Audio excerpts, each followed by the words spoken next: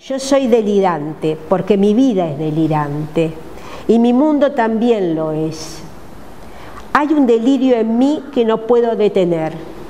Vivo al borde del desequilibrio. Sin este desequilibrio creativo, ético y estético, entraría en un desequilibrio enfermizo. Y lo manejo como un juego fascinante y sorpresivo, y con una lucha que llega hasta lo sórdido.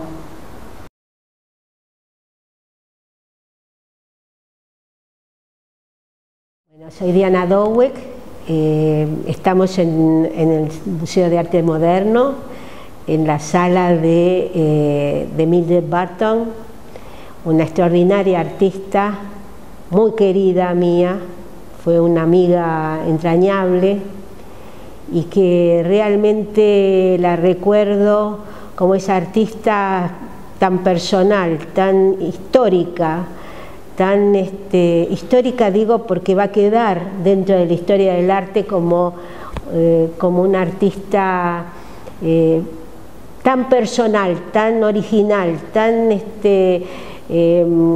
¿cómo puedo decir?, tan creativa, porque era absolutamente creativa con todo, hasta con la propia realidad. Sabemos que Mildred a veces tenía cierta confusión entre la realidad y la ficción, pero bueno, pero eso la enriquecía, enriquecía su obra, es decir, ella siempre estaba al límite, ¿no?, con la obra, entre la realidad que ella veía y que ahora puedo un poco decir que estaba conectada con la muerte también, esa realidad tan dolorosa que vivimos juntas también en la dictadura militar, y la ficción de la cual ella también sacaba cosas de su infancia, de su niñez, de su familia, una familia que podría decir que venía un poco de Inglaterra o de Gran Bretaña, pero a veces no estoy tan segura. La obra refleja un poco esa parte psicótica quizá que tenía de no ver bien la realidad y mostrar aquellas formas, esos personajes con algo de, digamos, de siniestro, que era lo que subyugaba en definitiva, porque eso era lo que atraía al espectador y atraía en la historia del arte, lo siniestro, lo que se oculta, lo que no se muestra directamente, ¿no? Porque siempre dentro de la obra había algo, un dedo, una parte, un corte del dedo, de un dedo colgando de una señora o de un señor burgués, como ella le gustaba hacer, y era ese dedo cortado, era el hijo del torturador, por ejemplo.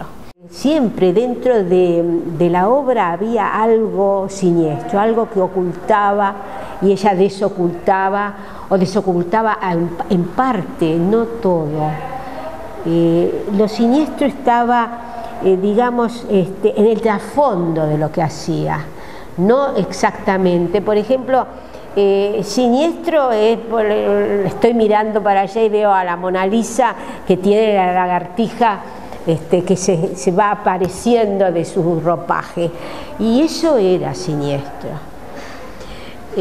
A veces podía decir que era cínica, pero digamos con pinzas, tomarlo con pinzas, porque sobre todo era lo dramático y lo siniestro y lo trágico, pero también tenía notas de humor, por ejemplo.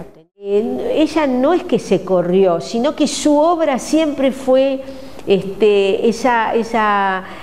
realismo crítico, pero al mismo tiempo con esa parte de surrealista que ella tenía. Entonces, porque para ella Magritte era, digamos, el sumum del surrealismo, ¿no? Toda su vida era una performance, eso es lo que yo quería de alguna manera decir, que ella se transformaba con su vida en una performance.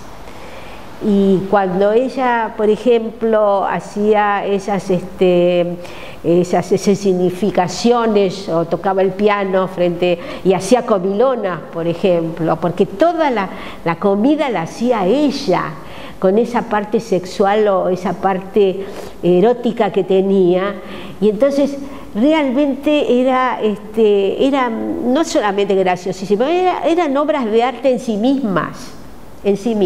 La comida, el piano que tocaba, o la guitarra que tocaba, o la ópera que hacía con Federico Clem, o toda esa variedad, digamos, de expresiones que tenía ella, de expresarse en distintas disciplinas, distintos medios, en distintas formas. Entonces, yo la recuerdo como una amiga, como una artista que va a quedar en la historia. Tiene que quedar en la historia del arte argentino, del arte de la mujer artista, porque ella también era en ese sentido, muy feminista. Siempre era muy crítica, siempre era de la realidad crítica, no era un realismo como un naturalismo, es decir, no hacía la obra como la veía, sino como la sentía ella que era. Es decir, no como nosotros veríamos la realidad, sino como ella la sentía. La sentía y lo vivía, porque todo lo vivía, digamos, lo vivía intensamente, pasionalmente.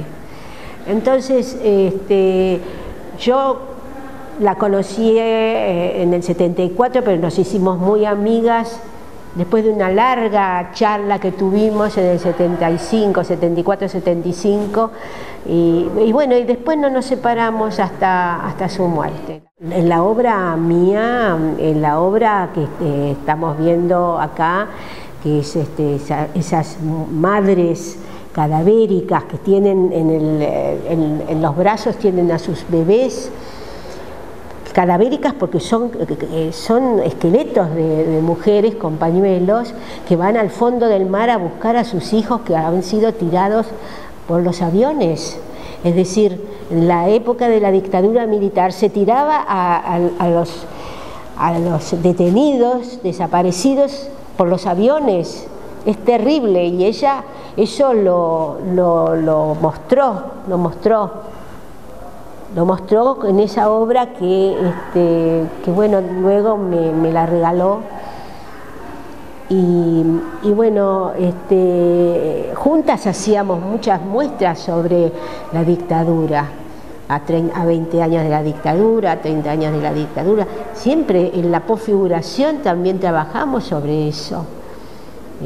La posfiguración fue un grupo que estaba Alberto Heredia, Jorge Álvaro, Elsa Soiberman, Mildred Barton y yo, Norberto Gómez. Bueno, en esas muestras que hacíamos nosotros en el CAIC, también hicimos una muestra en el Museo de Arte Moderno, pero cuando estaba en el Teatro San Martín. Ahí hicimos una muestra con invitados de la posfiguración y siempre mostraba la dictadura, porque todo lo que hacía el hijo del torturador, por ejemplo, tenía que ver. Ahora, la lagartija que sale del ropaje de esa obra tan bella como la Gioconda, la Mona Lisa, quiere decir de que traía al hoy esa obra y veía lo siniestro de lo que estábamos viviendo, lo traía a la actualidad, digamos, a ese momento histórico. Entonces toda la obra de ella es así, esos dragones que se mueven dentro de un espacio muy coqueto, muy bien puesto, y hay dragones que están ahí y con su lengua, y quiere decir la presencia de la dictadura, la presencia de lo malo, de lo terrible, de lo siniestro. Entonces, creo que Mildred es un exponente de un momento histórico muy importante, muy importante. Y creo que las obras de ella tienen que quedar como exponente y emblemático de años terribles que hemos pasado. Ella delega una manera de ver la realidad, que la realidad no es una realidad, digamos, tal cual uno la ve, que en la realidad hay conflictos, que en la realidad hay contradicciones, que en la realidad puede haber, bueno, yo también pienso lo mismo, ¿no? Pero dentro de la realidad ella muestra la otra cara de esa realidad, la otra cara.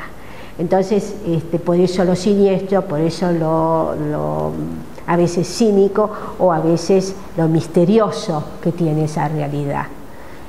Lo misterioso que no está clara a la vista, no se la puede ver si no nos metemos dentro de la realidad, nos sumergimos en esa realidad y podemos sacar quizá aquello que se oculta. Ella desoculta también la realidad. Eso es lo que Mildred hacía y nos entendíamos tan bien, porque también es mi objetivo, desocultar la realidad, ¿no?